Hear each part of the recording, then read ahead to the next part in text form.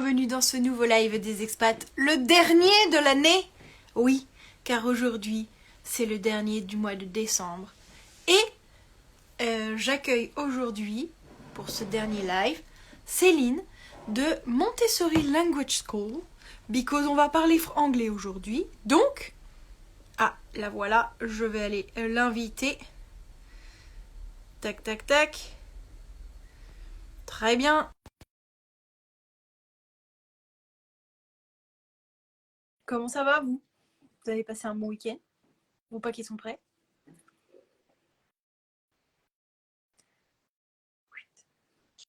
La Et la connexion. voilà! Bonjour. Bonjour Céline, comment ça va? Ça va très bien, merci. Et toi? Je suis ravie de t'accueillir, ça va très bien. Comme je disais à notre public chéri à adorer, la dernière de l'année. Ah. Ouais. Il y en a qui ont des privilèges. Je suis ravie de t'accueillir dans ce live des expats pour parler de quoi aujourd'hui? Parler de l'apprentissage de la langue anglaise.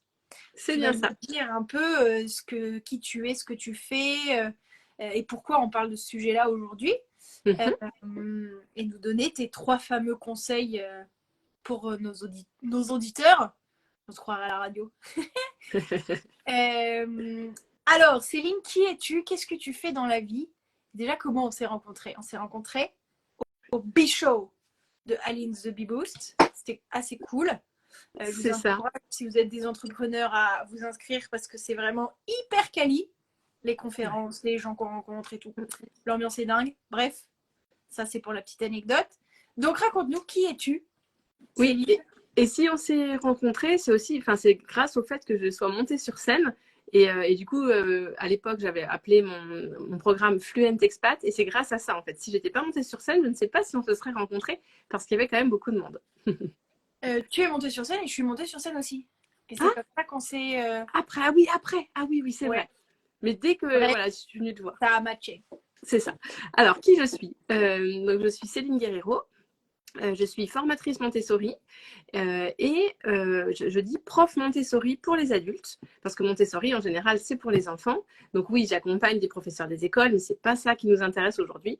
Je suis prof Montessori pour les adultes, pour les Français qui veulent apprendre à apprendre l'anglais et pour les anglophones qui veulent apprendre à apprendre le français.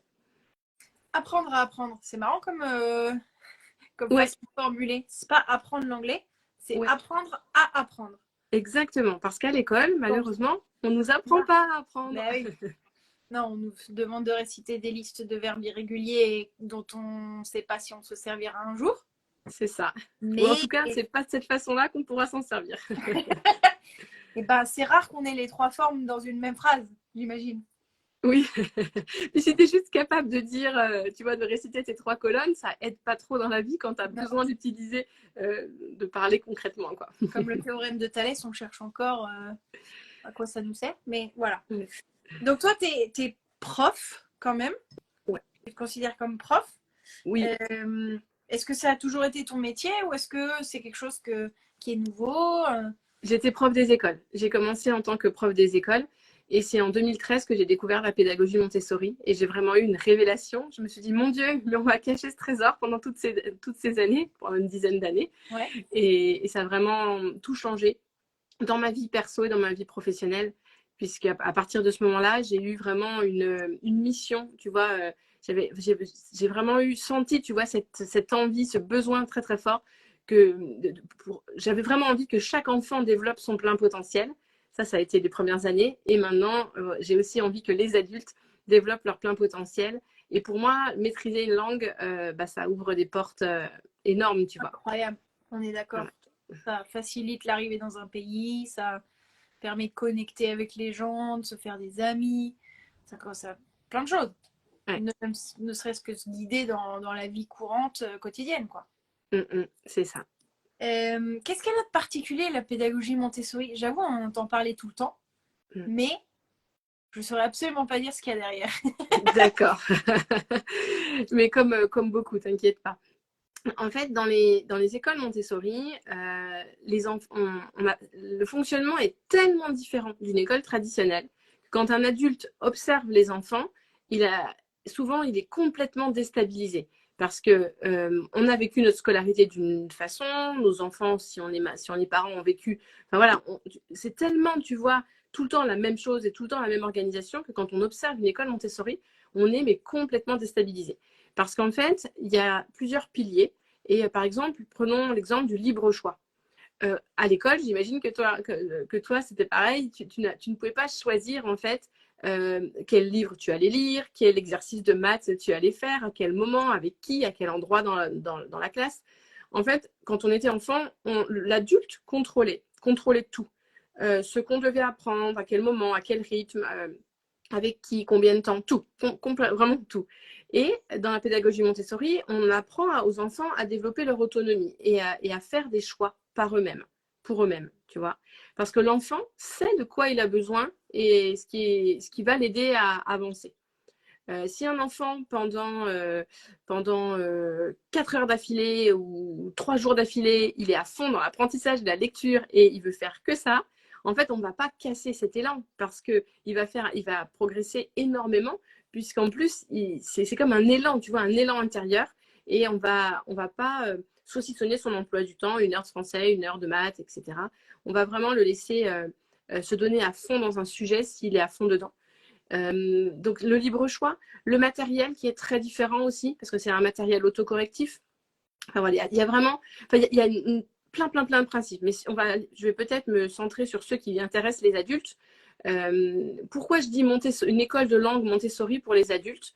Parce que pour moi, ce qui est vraiment important, c'est de reprendre le contrôle de notre apprentissage.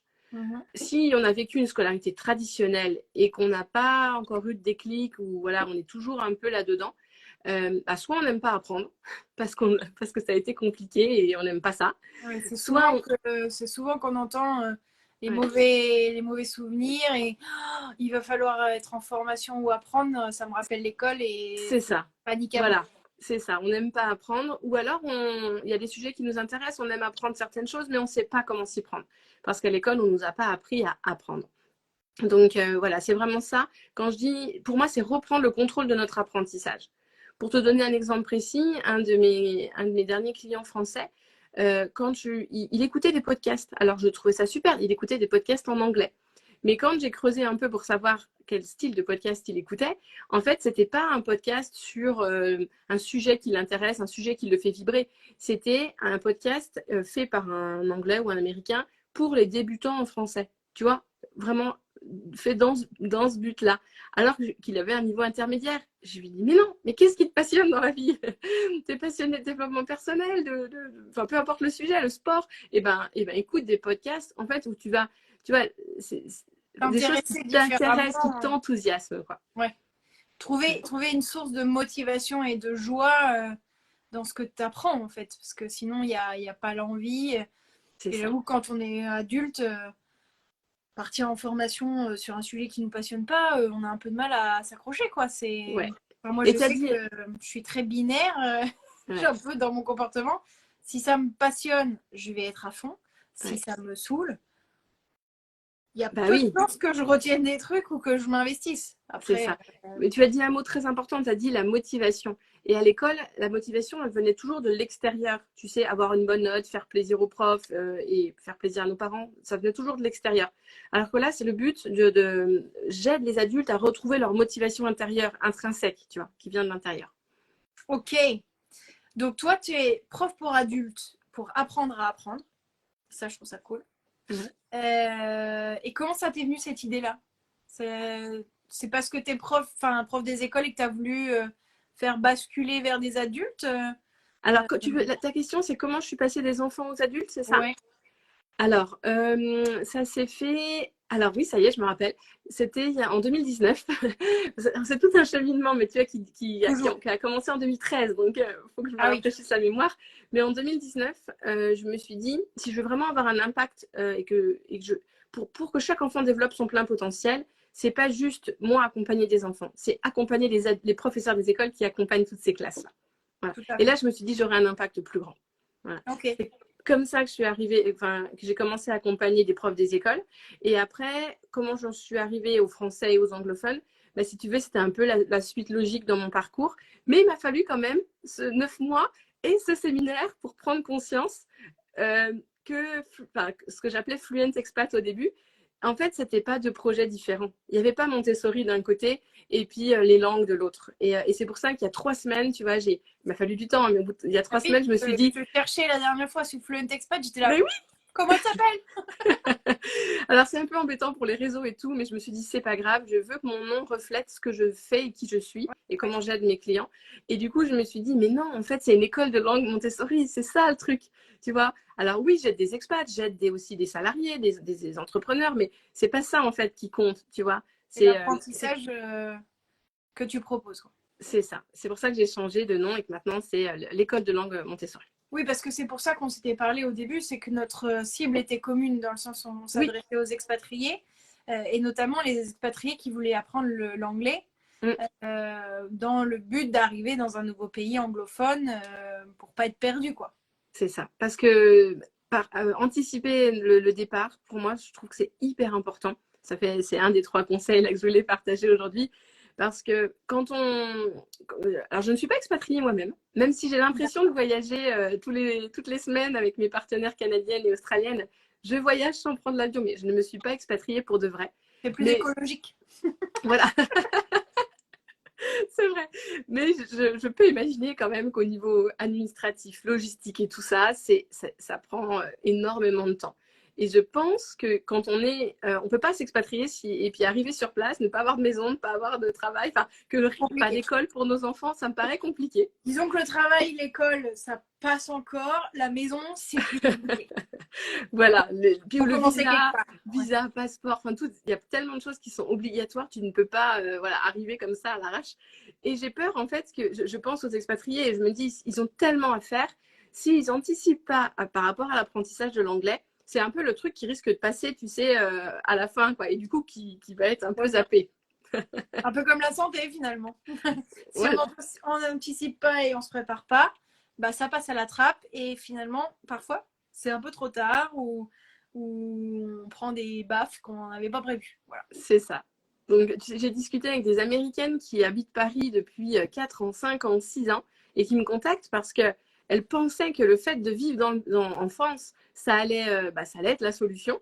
Et en fait, elles se sentent très isolées parce que même si ça fait 4 ans ou 5 ans qu'elles sont là, leur niveau de français, il est toujours en dessous du minimum vital, tu vois.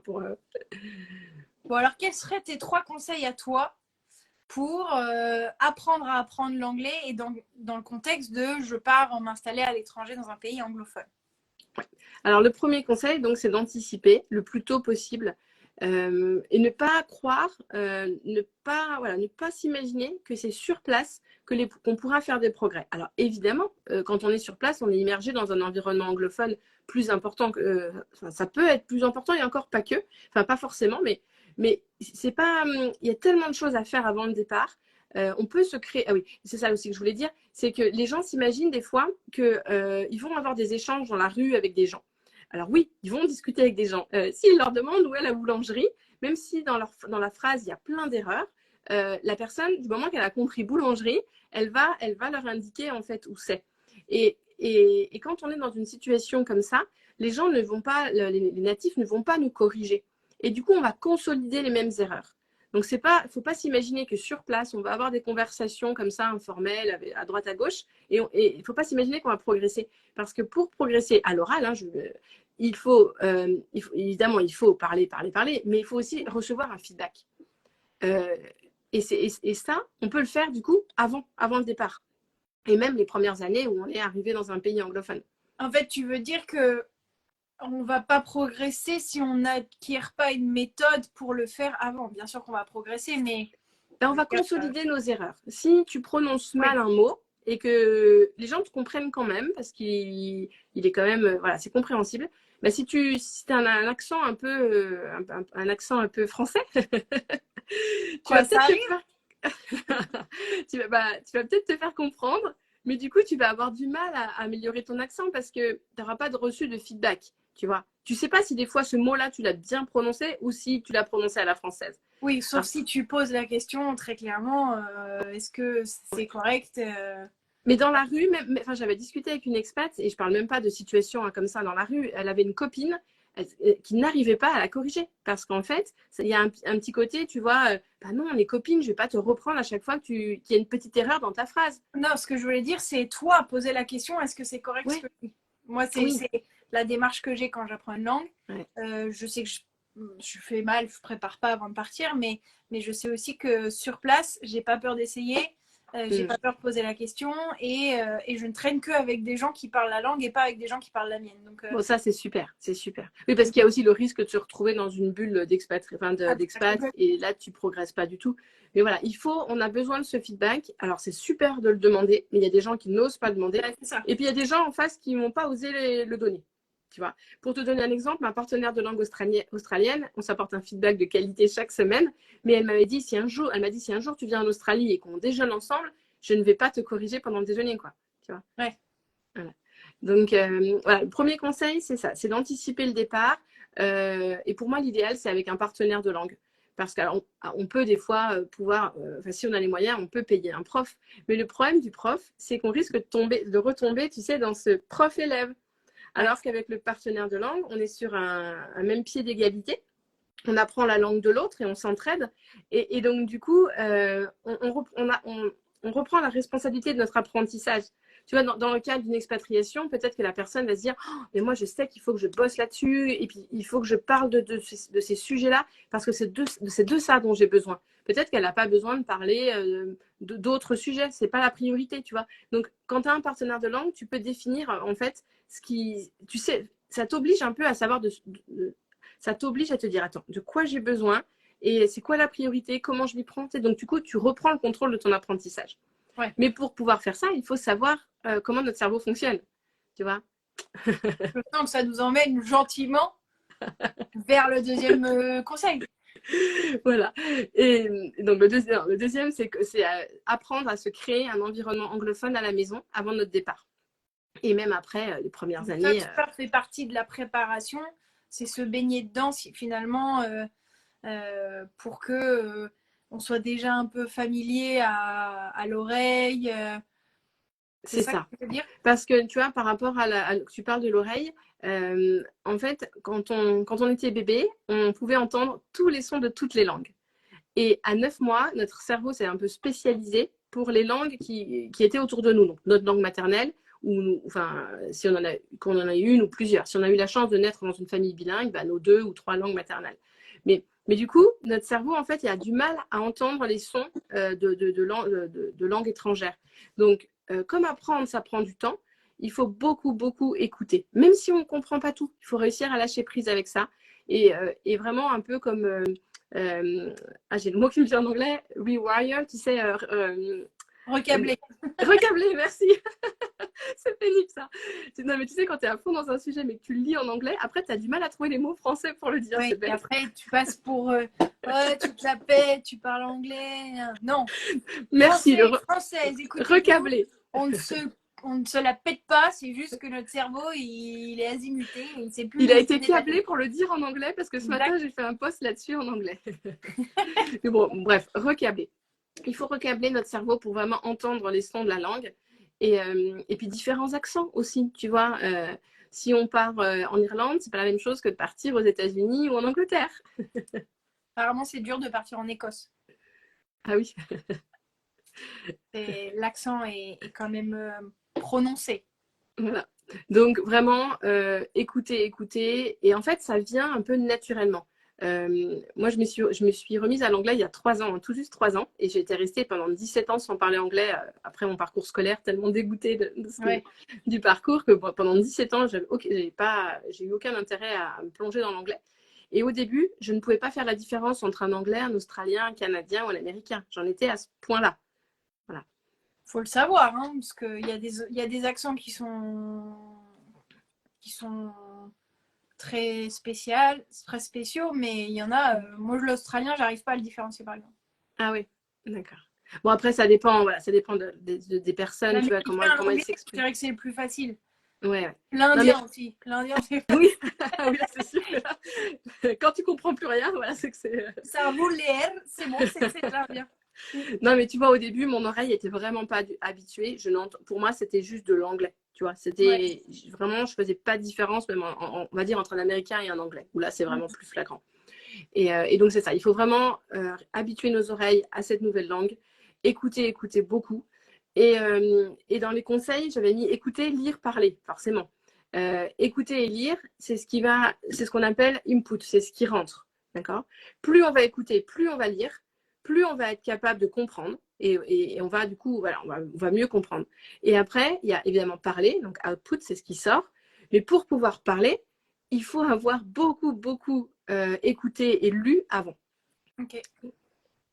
Donc voilà, ça, c'était les séries, les bouquins, les podcasts, c'est les ça, séries, des choses ça qu'on aime. combine les deux. Tu mets en anglais avec les sous-titres anglais, tu lis en même temps que tu écoutes. Si vraiment c'est trop compliqué, au début on se fait à l'oreille et on met les mots. Ah, vas-y. Moi, c'est comme ça que j'ai appris le mot coward. Je sais pas pourquoi ça revenait toujours dans les mots, dans les séries. J'étais là, ah ok. Et ben j'ai appris ce mot-là comme ça. Il y en a quelques-uns comme ça, mais. Et c'est vrai qu'on peut changer, tu sais, quand tu as un mot qui revient hyper souvent et tu te dis, ça fait 4 fois que tu l'entends, donc tu le reconnais, mais tu ne connais pas le sens, tu peux changer tes sous-titres 2 secondes juste pour savoir ce que ça veut dire. Voilà. Mais par contre, tu as raison, l'idéal, c'est d'écouter en anglais avec les sous-titres en anglais. Parce que si on fait la bêtise, il y a quand on ne sait pas, on se trompe, et c'est tant mieux, c'est en faisant des erreurs qu'on apprend. Mais si on fait l'erreur, c'est pas la bêtise, si on fait l'erreur de mettre les sous-titres en français, du coup, on progresse pas et c'est hyper fatigant parce qu'on écoute en anglais, on lit en français. Enfin, du coup, on passe de l'un à l'autre sans arrêt, on s'épuise et on progresse pas. Moi, je trouve que ça ferait progresser parce que comme c'est dans mon apprentissage à moi j'adore apprendre les langues et je sais que tout le monde n'est pas fait pour ça non plus et qu'il n'a pas facilité. Je trouve que comme les deux langues sont vraiment très différentes en termes de construction, le fait d'entendre, alors après, c'est pas. J'ai appris l'anglais il y a 15 ans et forcément, c'est pas mon premier rodéo. Donc aujourd'hui, je suis capable d'écouter une série sans même les sous-titres. Mais de se dire que cette construction de phrase-là, elle va avec cette tournure de phrase française, plutôt que de faire la conversion dans sa tête en mode je pense en français avec des mots anglais, tu vois, ça aide à coller les deux ensemble. Mais au début, oui, bien sûr qu'il faut s'y faire et il faut savoir de quoi ça parle. Un truc tout con, une série toute bête. Friends. Moi, je suis en train de faire Friends. Je trouve que c'est pas mal. Mais voilà, ce que j'aime bien dans ce que tu dis, c'est que tu dis podcast, série télé, lire. Et en fait, plus on va s'immerger dans cet environnement anglophone, et plus du coup, la transition va se faire en douceur. Tout dépend de notre niveau, mais si on a un niveau intermédiaire, à mon avis, l'arrivée sur place est difficile quand même parce que d'un seul coup, tout est en anglais tout le temps. Voilà. Donc, mais pour limiter, pour que la transition soit la plus douce possible, voilà, il faut vraiment se créer cet environnement anglophone à la maison pour habituer nos oreilles, pour oser, voilà. Je me souviens, j'en avais parlé avec Sylvia sur le mode espagnol, mais j'ai appris l'anglais aux États-Unis en allant chez mes cousins. Et je me souviens que ma première phase, c'était chez mes cousins qui étaient plus petits que moi. Et il y avait un petit cousin de 5 ans. Ah je peux te dire, j'ai pas beaucoup parlé, mais j'ai beaucoup écouté. Et comprendre un enfant de 5 ans, ça demande un peu de temps. Donc il y a eu un mois où j'étais en mode écoute totale. Et après, je suis basculée chez des cousins qui avaient mon âge et avec qui il fallait que je parle plus. Et du coup, c'était beaucoup plus facile. Et avec je prends 5 mots par jour, ceux qui reviennent le plus ou ceux qui m'ont donné le plus de challenge, je les cherche et je les écris pour que je m'en souvienne. Parce que moi, j'ai besoin de lire. Je suis visuelle. Et du coup, c'est comme ça. Et je crois que j'ai encore mon carnet. Il faudrait que je le retrouve. Mais j'écrivais mes journées et j'écrivais mon vocabulaire ou des expressions que j'avais entendues ou des trucs comme ça. C'était marrant. C'est super intéressant d'écrire aussi en même temps. Et moi, du coup, un conseil que je pourrais donner aussi, c'est moi, j'utilise beaucoup les flashcards parce que l'avantage des flashcards, c'est que tu vas écrire alors ta phrase en français au recto et ta phrase en anglais au verso. L'idéal, ça serait de dessiner, mais voilà, on ne peut pas tout le temps dessiner, donc la traduction, c'est quand même une autre alternative. Et plutôt que de relire ton carnet où tu as juste écrit tes phrases importantes, et là, tu relis juste, l'avantage, c'est que tu récupères en mémoire. En fait, tu récupères en mémoire l'information. Et ça aide à consolider les neurones puisque tu n'es pas juste dans... Parce que quand tu relis, le piège, c'est de te dire ah oui, je me rappelle, je me rappelle. Puis au moment en fait où tu veux parler et dire ta phrase, ah bah ça vient pas forcément, pas sûr à 100% que tu t'en rappelles. Alors Oui, que quand tu peux te balader avec. Tu peux te balader avec, les regarder tout le ah temps. oui, oui, au début, ouais. Mais voilà, récupérer l'information en mémoire et se tester sur nos flashcards, c'est vraiment efficace. Ça, j'ai jamais fait les flashcards.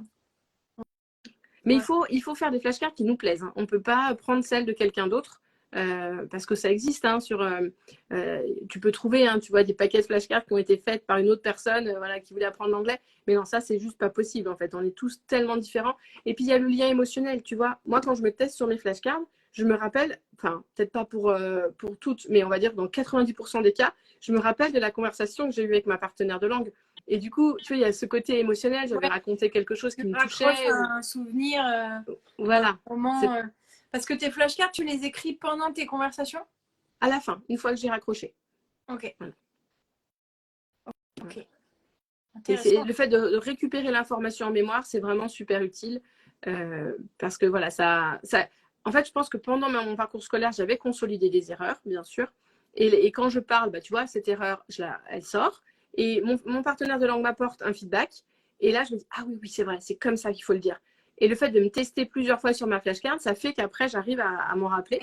Et pour la prochaine conversation, à le dire correctement. Voilà, ça m'aide aussi à enrichir mon vocabulaire. Et tu mets voilà. quoi? Tu mets des mots, tu mets des expressions, tu mets des verbes, tu mets un peu de Jamais tout? un mot tout seul.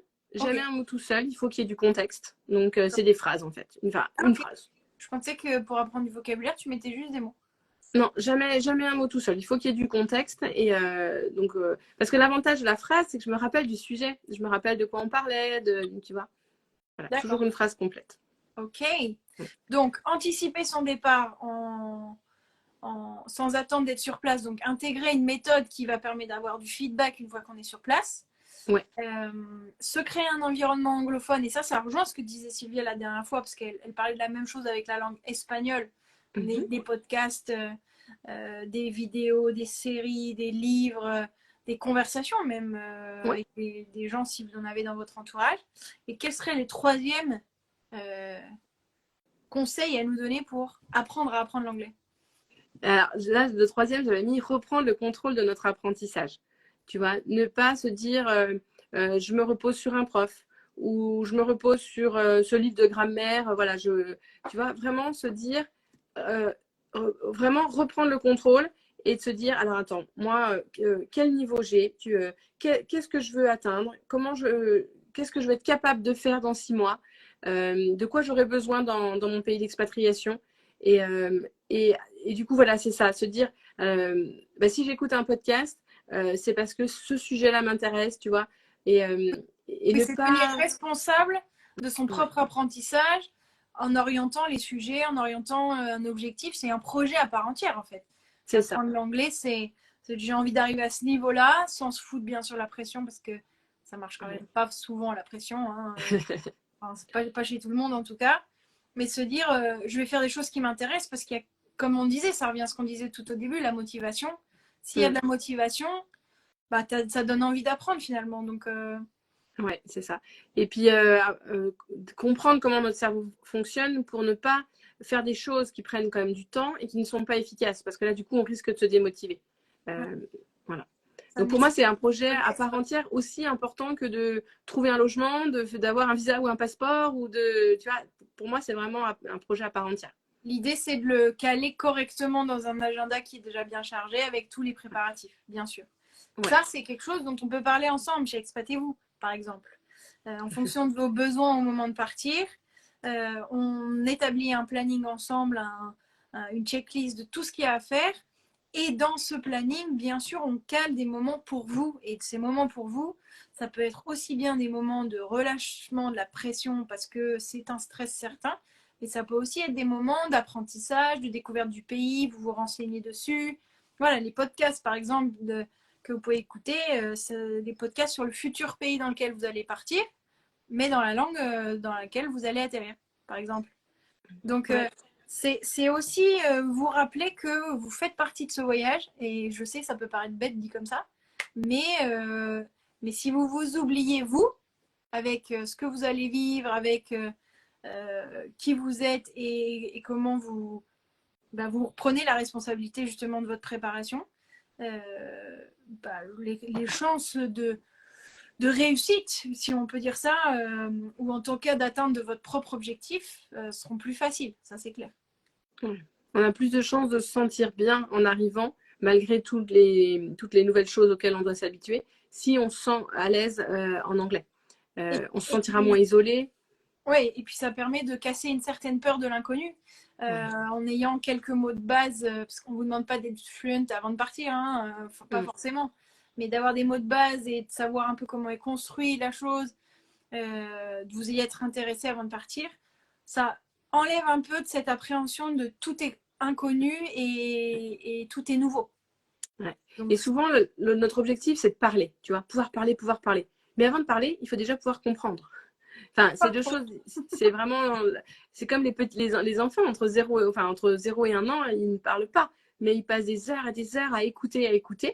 Et du coup, ils comprennent en fait qu'ils commencent à mettre du sens derrière ces mots, derrière ces phrases. Et du coup, avec l'anglais, c'est pareil. Il faut déjà, c'est pour ça qu'on a toujours un meilleur niveau de compréhension que d'expression, mais il faut vraiment déjà passer des heures et des heures à écouter et lire pour pouvoir bien comprendre. Et c'est très très différent. Moi, je sais que je suis nulle en... Enfin, nulle, non. Calmons-nous. Je n'aime pas lire en anglais, vraiment pas. Par contre, j'adore parler. On va me dire, tu parles très bien anglais. Par contre, lire, j'ai jamais lu un bouquin en anglais. J'aime pas ça. Et j'ai l'impression de ne pas y arriver et d'être nulle. Ah ouais. Et tu aimes lire en français? J'adore lire en français. Ah ouais.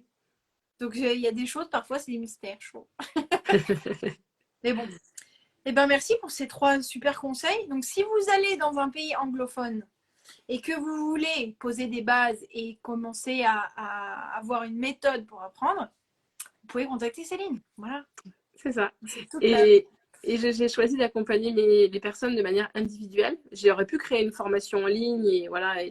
Et en fait, non, ça marche pas comme ça. C'est parce que, tu vois, là, tu me dis, toi, par exemple, toi, tu me dis, je ne lis pas en anglais.